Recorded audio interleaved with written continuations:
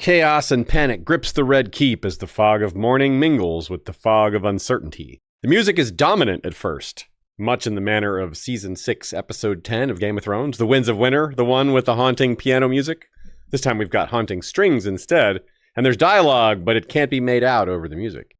It's only been a few hours at most since the bloody murder of Prince Jaehaerys, but the fall has just begun. Welcome to another History of Westeros House of the Dragon breakdown. All the details, callbacks, themes, and points of interest that we caught are here, and let us know in the comments if we missed anything. Don't forget to hit the notification bell so you can get these explainers as soon as they drop.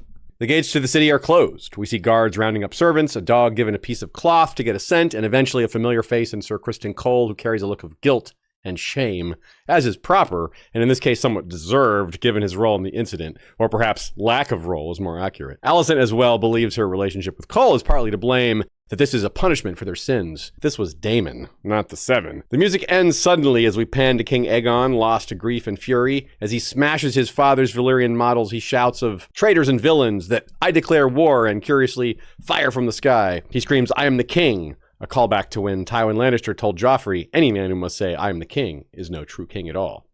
But he didn't say it, he screamed it. The destruction of his father's beloved display represents how Aegon views his father's legacy. It doesn't bode well, but it's fitting that he's destroying the thing Viserys spent all his time on instead of being a father or a king. Aegon wants revenge, and he wants it now. He also does not want to play the political propaganda games that Otto and the council believe will lend great support to their cause. The claim that Jaehaerys' blood could do more for them than 1,000 knights is made, and though it is a cruel thing to say to a father, it is good advice to a king. Politics must come before sentiment is the message here, and given the enduring message of Game of Thrones, you win or you die, there's truth to this as well. If they don't play politics, they will all be joining the young prince in the grave. Otto says they must investigate in case there is still danger or a second enemy, but they will blame Rhaenyra regardless and capitalize on the consequences to her reputation.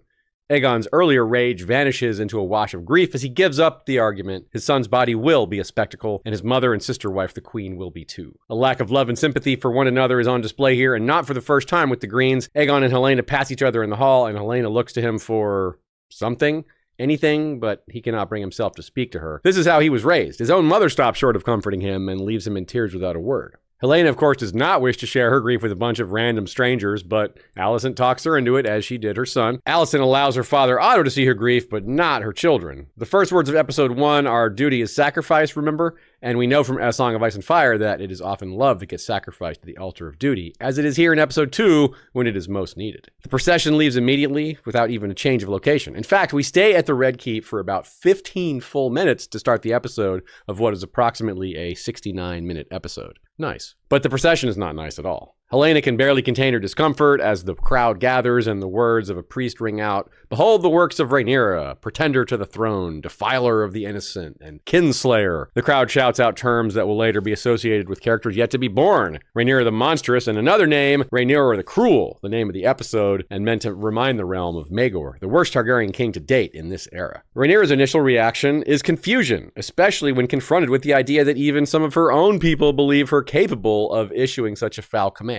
There's argument and clamor, with Lord Celtigar declaring that this has done immeasurable damage to our cause. It's only when Rhaenyra realizes Damon has said nothing at all during the meeting that she understands that he is the guilty one. When Rhaenyra confronts Damon about the murder, she accuses him of putting his grievances before their claim to the throne. Before her claim to the throne, it must be said. A claim now weakened, she points out. Damon claims Viserys feared him, but Rhaenyra corrects that notion, saying, no, he wasn't afraid of you. He couldn't trust you. She declares that she cannot trust him either and believes his former ambitions are still in play. He angrily denies this and storms off to Caraxes, leaving the island. Rhaenys and Corlys have another of their bedroom chats where they wonder about Daemon's ability to be a follower, but suggest winning Harrenhal would make up for a lot. Baela also believes he's headed for Harrenhal and has a conversation with Jace after a brief chat with Rhaenyra. While showing her skill with the crossbow, they discuss their fathers. Baela says she has a love-hate relationship with Daemon and asks about her uncle Laenor and then Sir Harwin Strong.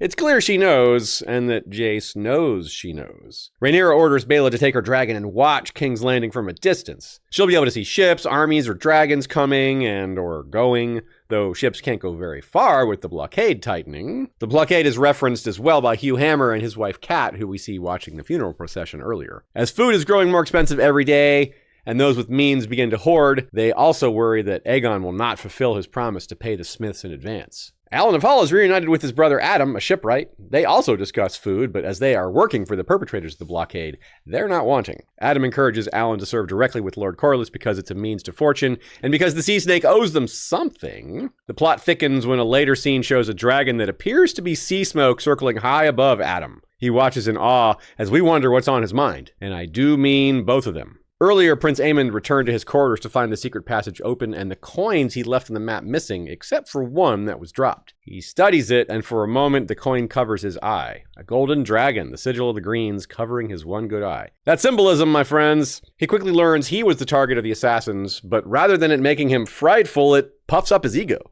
Like Damon's belief that Viserys feared him, Aemond in turn believes Damon fears him. They're both wrong. He was at a brothel the night of the murder, the same one we see Cole and Aemond visit in Season 1, Episode 9, while looking for Aegon. Aemond tells the madam that he regrets, quote, that business with Luke, confirming that it wasn't his intention to kill, only that he'd lost his temper. She reminds him that it is the small folk who suffer when princes lose their temper, a callback to Varys' line to Ned, why is it always the innocents who suffer most when you High Lords play your Game of Thrones? A topic Aemond does not raise is whether or not he considers himself heir to the throne over his niece Jaehaera. This is a consequence of Jaehaerys' death that has yet to be fully explored. Some of the houses supporting the Greens want only men on the throne and might withhold their support if Jaehaera is named Aegon's heir. Another consequence is more apparent. Larys informs the council that they have caught a gold cloak in possession of the prince's head. The prisoner quickly admits Damon hired him before the king takes his revenge personally. Part of it, anyway. As he continues to drink, the king's rage turns to excitement as a plan is given to him by Sir Criston Cole, who is eager to wipe out his own shame, but not eager to take responsibility for it. He throws the blame at Sir Arryk in what was likely a false display of anger designed to guilt the knight into taking direct action, or maybe Sir Criston really is that big of a hypocrite. After first shaming him over a literal stain on his cloak, he refers to the bigger metaphorical stain of a prince dying on his watch. This is clearly projection on Cole's part, and Sir Arryk knows it. He points out that Sir Criston is the Lord Commander, not him, that he was where he was supposed to be, with the king. And why exactly didn't Sir Criston have any guards posted at Queen Helena's chambers where the heir and his young sister slept every night? But as is well established, Sir Arryk is a man of duty, and the guilt trip works well enough despite the hypocrisy. The Lord Commander orders Sir Arryk to go to Dragonstone to kill Rhaenyra,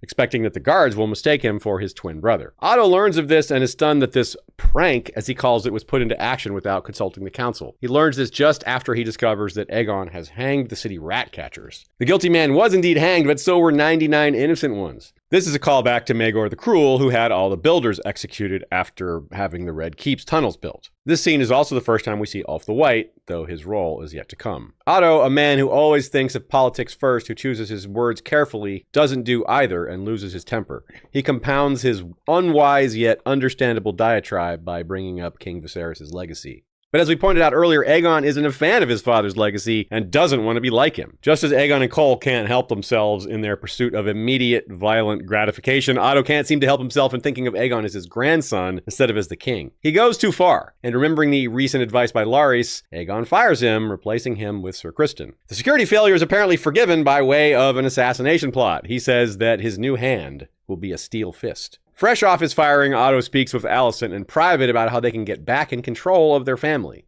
The script has been flipped here. Otto and Alicent were constantly at odds in Season 1. Now they're working directly together. Meanwhile, it is the reverse for the Blacks. Rhaenyra and Damon were in cooperation on most things in Season 1, but now their trust is in question, and they are not currently working in concert. Damon and Otto both scorn their sovereign on the way out, while pointing to how little King Viserys thought of them. Damon tells Rhaenyra she wouldn't have been queen if not for Viserys needing a way to push him aside, while Otto scorns Aegon's belief that Viserys wanted him to be king at all. Damon, as discussed, seemed to be heading for Harrenhal, while Otto says he'll go to Old Town, where Alicent's other son Daeron is a squire and a dragon rider, and obedient. Alicent still believes she can steer her son, the king, in the right direction, but her feelings of guilt related to her sin remain strong, which Otto tells her to keep to herself. She returns almost immediately to that very same sin upon finding Sir Criston waiting in her bedchamber. A hot guy who took a vow of chastity, a hot woman who was married to a much older, not to mention sick man as a teenager. There's no temptation here whatsoever.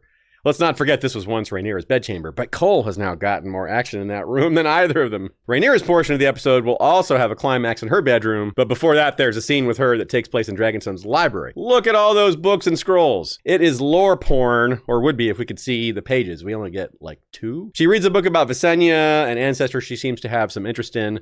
Recall back in Season 1, Episode 1, that while her father wanted a boy to be named Balon, Rhaenyra wanted the newborn to be a sister named Visenya. Last episode, the blockade picked up the White Worm fleeing King's Landing. Mysaria believes the Hightowers burned her home and is partly right. She also believes men like Otto and Damon will never accept her, and she's completely right. She told Sir Eric last time we met there were two of you, and this turned out to be foreshadowing of sorts. Mysaria is skilled at mixing deeply held truths with fabrications, and she wins enough of Rhaenyra's trust to be given the freedom that Damon promised her despite her complicity in Blood and Cheese. She might gain even more than trust after the events at the end of the episode. We'll see, but it's a big deal to save a queen's life, and it's strongly implied that's what's happened, that she rushed back to the castle to inform Sir Eric that his brother was masquerading as him. Sir Eric is able to evade his brother by hiding around a corner, but everyone else he simply walks past. Much of it is quite similar to Blood and Cheese simply walking past everyone like they belonged. Sir Eric strolls past the painted table, not unlike how they walked through the throne room past Sir Eric.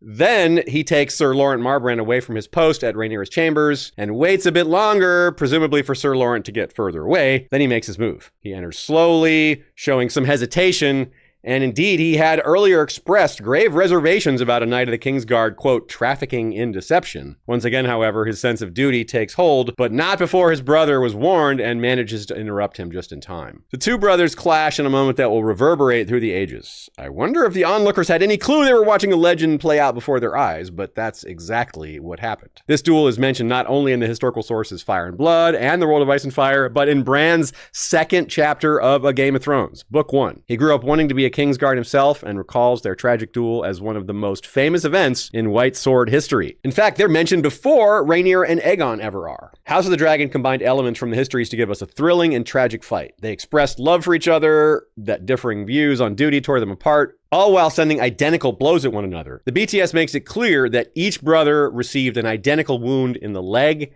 and in the arm, and they didn't want people to even know that much. The onlookers in the room, as well as all of us watching, had little idea which brother was which, until Sir Eric fell on his sword in grief, believing himself to be responsible for the threat. It's confirmed that that was him, and that Rhaenyra understood it as soon as he called her Your Grace. Even though he defeated that deadly threat, and in doing so performed the highest duty possible for a Kingsguard or Queensguard, he felt the most pain he had ever felt in slaying his twin. Episode 1 had a theme of duty, but Episode 2 saw duty cast aside for revenge, and all the accompanying consequences to both perpetrator and victims. The escalation towards all-out war with dragons continues. Make sure to catch History of Westeros' full podcast episode where everything here and much more is discussed in greater detail, and check out our preview episodes filled with predictions and guesses and theories, but never leaks. Until next time, Valar Rereadus.